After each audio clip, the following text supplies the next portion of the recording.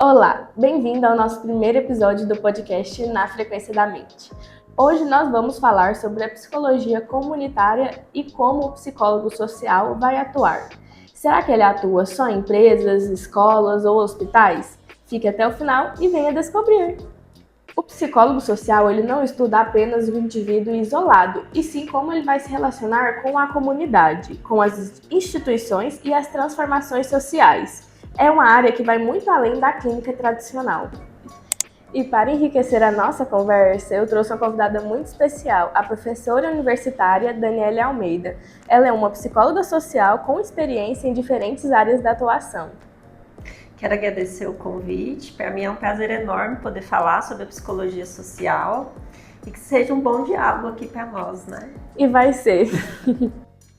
Para iniciarmos nossa conversa, vamos com uma pergunta bem introdutória, que é uma dúvida de muitas pessoas. Qual é a principal diferença entre a psicologia clínica e a comunitária? Primeiro é o espaço, né, o campo de atuação, já tem uma diferença. Quando a gente fala no comunitário, a gente já sabe que vai envolver mais pessoas, mais locais, né? E a clínica não, ela já é mais reservada, né? Então já é um espaço só entre você e o paciente, né? É um lugar onde não dá para amplificar.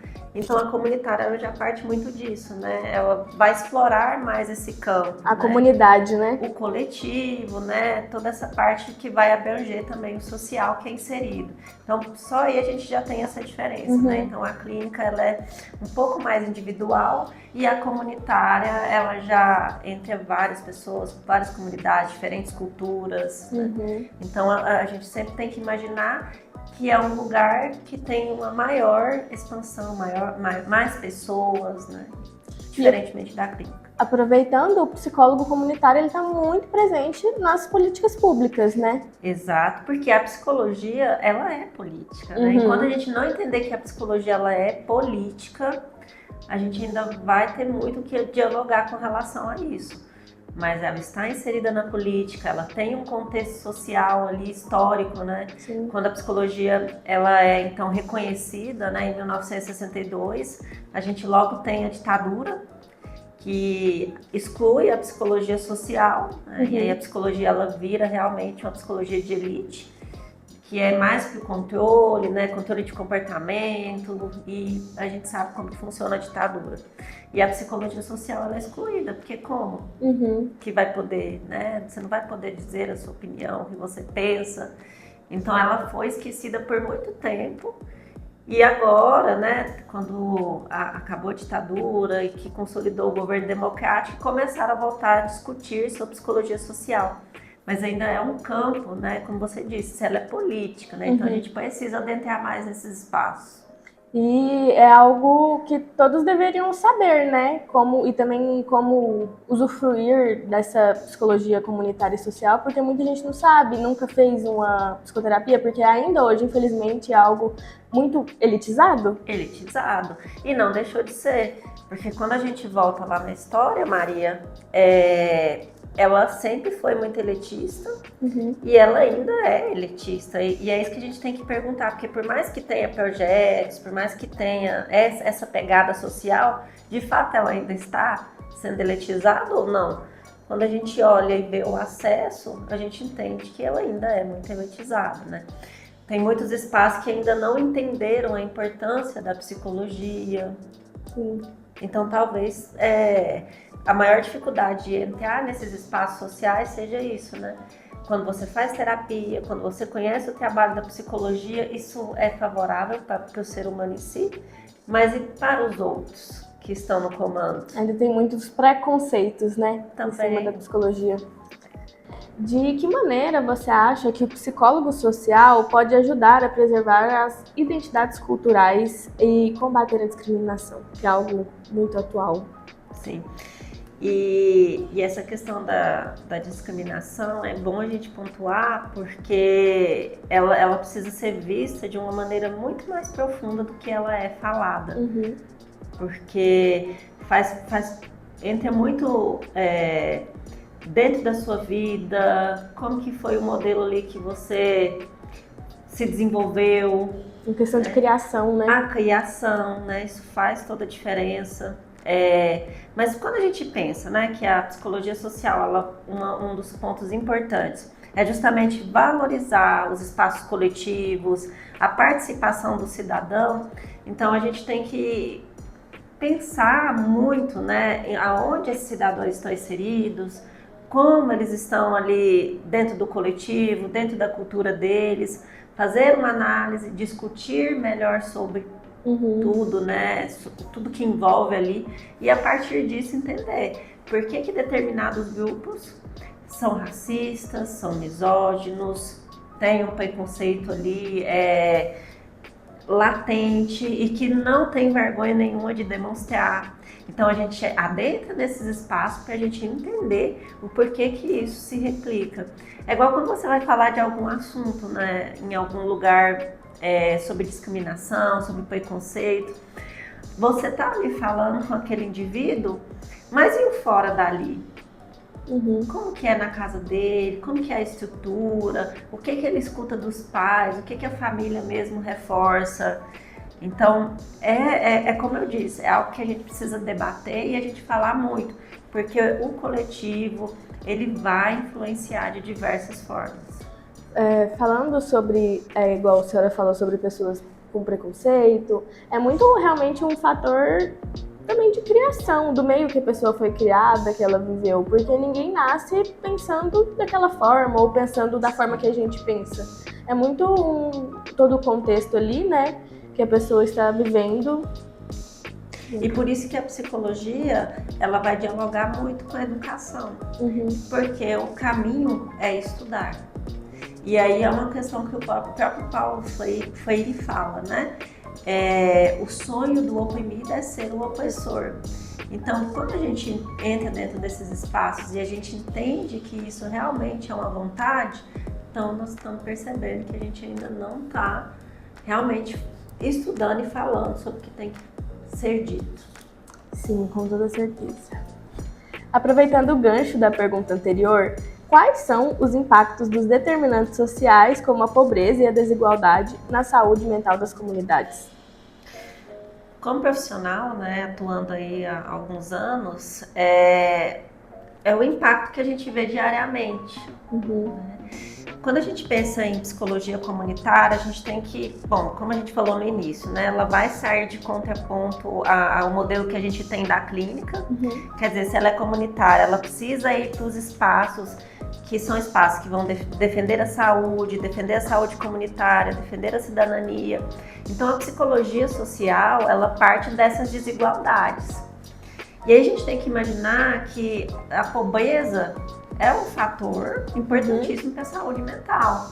Uma pessoa que está com fome, que está passando necessidade, ela vai potencializar outras coisas, como ansiedade, como depressão, o estresse.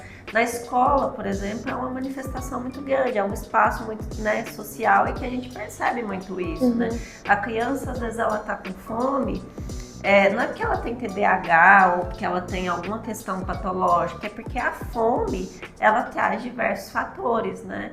Então, são espaços que precisam, até para que a psicologia possa auxiliar aquele indivíduo a se conhecer, a sua subjetividade, a explorar novos espaços, a se desenvolver. A entender que o que ele está sentindo ali é, de certo modo, normal, que tá tudo bem sentir aquilo. Exato. E aí eu deixo o questionamento, né? Se a gente viu lá que a psicologia social, ela foi muito tempo silenciada, ela foi utilizada, a psicologia em si foi utilizada como instrumento ali pelo Estado, de forma de controle social. Ainda hoje pode ser que se utilize, já foi mais, né? Mas e hoje, como que tá? Se foi muito tempo utilizada a psicologia como instrumento do Estado, né, de controle social também, e aí eu fico me perguntando, será que hoje para o Estado é preocupante quando pobre, quando a pessoa de baixa renda faz terapia? Será que de fato ele tem interesse ou para eles é melhor que não chegue nesses espaços? Que aí é a luta da psicologia social e comunitária, né? Que todas as pessoas tenham direito ao acesso, por isso que ela parte dessas desigualdades. Então, por isso que é importante a gente sempre trazer essa crítica mais reflexiva, porque Porque, infelizmente, se a gente for pegar os contextos de hoje em dia, para uma pessoa que tem uma renda um pouco inferior, para ela buscar uma terapia, pensando no contexto privado, ela teria que abdicar de alguma coisa. Às vezes seria o dinheiro de fazer um mercado, comprar alguma coisa para seus filhos. É bem triste a situação. Como a psicologia ela vai auxiliar na compreensão da saúde coletiva, além do enfoque individual? Porque a psicologia, ela está justamente inserido nessa questão do coletivo. É ela que vai entender as diferentes culturas, as diferentes formas de pensamento, as diferentes formas de lidar com as situações da vida. E é por isso que ela tem essa autonomia para estar nesses lugares e discutir, porque ela vai levar em consideração tudo isso. A cultura, o biológico, o ambiente, o estado, o país, a região. É ela que é a precursora. Por isso que a gente precisa estudar psicologia, não abordagens, né? Sim. A gente precisa primeiro entender o que é psicologia. Porque a abordagem nem sempre ela vai entrar em alguns espaços. A psicologia sim, a psicologia social sim. De qual forma o psicólogo social vai atuar no SUS e nos projetos de saúde pública? Prestando atendimento, né? As famílias, tudo que envolve as questões sociais, a questão do ambiente, que é tão importante. Principalmente aqueles que às vezes são de outros espaços, de outras culturas. Então, o psicólogo ele vai estar ali, né, realizando esse atendimento, prestando todo o auxílio e apoio que envolva também as questões sociais. E se alguém quer começar esse tratamento social, como que ela faz para, de fato, conseguir? Onde que ela tem que ir? Bom, primeiro o psicólogo ele vai fazer essa ponte com a rede intercessorial, né? Então o correto é buscar as redes, né? Então a gente tem aí o CAPS, a gente tem as UBSs, a gente tem os centros, né, comunitários que atendem também essas pessoas. Nós temos hoje também clínicas sociais que abrangem bastante e conseguem levar também a psicologia para todos esses espaços. E outros locais, né? Tem CAS, tem CREAS, aí são centros especializados, mas a psicologia social ela está em tudo, né? A gente tem que sempre imaginar que a psicologia social ela vai defender as práticas preventivas e coletivas, ou seja, né, ela vai sempre voltar para a saúde comunitária, para a saúde né, para a cidadania no geral. E aí a gente tem que adentrar em muitos espaços, né? Hoje, por exemplo, os indígenas eles têm a oportunidade, através da psicologia social, de receber esse atendimento, esse diálogo, né? Os quilombolas. Então, olha só, às vezes a gente entra só nesses espaços aqui que é próximos a nós, mas ela vai abranger vários outros espaços, justamente porque ela vai entrar nessa construção coletiva.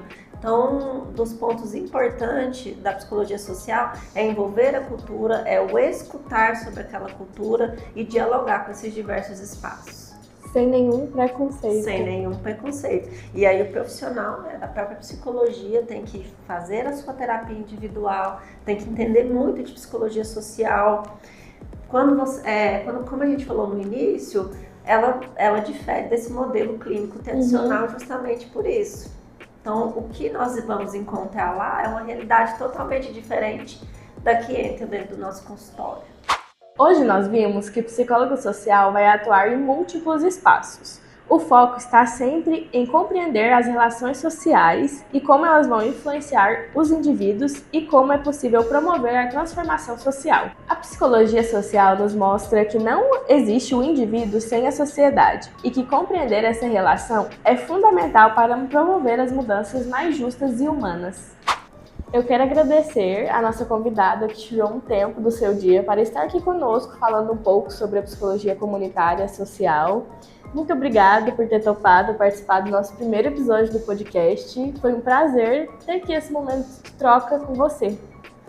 Eu quero agradecer o convite. É muito bom falar sobre psicologia social, dar voz a voz das pessoas marginalizadas, né, dentro do nosso país. E por isso que a psicologia social ela é uma psicologia muito crítica, né, porque ela entra nesse espaço e ela é um agente para a transformação social. Então, eu agradeço o convite, adorei o tema e que a gente possa continuar falando mais sobre psicologia social. Muito obrigada.